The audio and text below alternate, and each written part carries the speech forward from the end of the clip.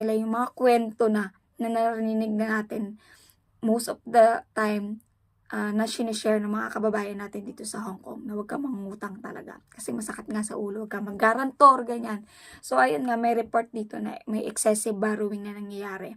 And actually, it's not just this year, past over years, ayun nga, na-detect na and may excessive borrowing. And now, yung government is nagiging mahigpit na sila when it comes sa pangungutang. So, meron na silang limitation. I think, kasi, totoo lang, ako, siguro sa part na lang natin bilang mga Pilipino dito, na nagtatrabaho dito sa Hong Kong, na same stories, old stories, new stories, na ganun pa rin naging cycle na sobrang baon sa utang, na kabi-kabilaan ang utang. So now, the government is nagiging mas maghigpit na sila when it comes sa mga financial institution. Ang kailangan, kung ang sahod mo is 6,000, less than 6,000 per month, is dapat pwede mo lang ang utangin is limited lang, like 35% na yung pwede mong utangin, 35%. And kung 6,000 up naman is 40% ng sahod mo or at least monthly na pwede mong utangin.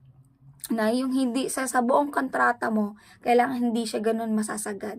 'Di ba? Kasi ayun yung problema talaga dito is kabil-kabilaan yung utang, kaya lalong, alam mo, lumulubog yung nangungutang sila na buong sahod nila sa every month, pambayad lang mismo do sa inutang nila. 'Di ba? Yung parang dominoes, parang sakit, alam mo yun yung, wag naman na sakit. Siguro yung hindi nila naisip na yung monthly nila, kunyari 6,000 ang 5,000 ang sahod mo, tapos utangin mo na monthly mong babayaran sa bangko is 5,000 din. O paano na yung pagkain mo, pag nagde-day off ka, pag padala mo sa Pilipinas, wala na. Kasi yung perang inutang mo, okay lang sana kung business or whatever.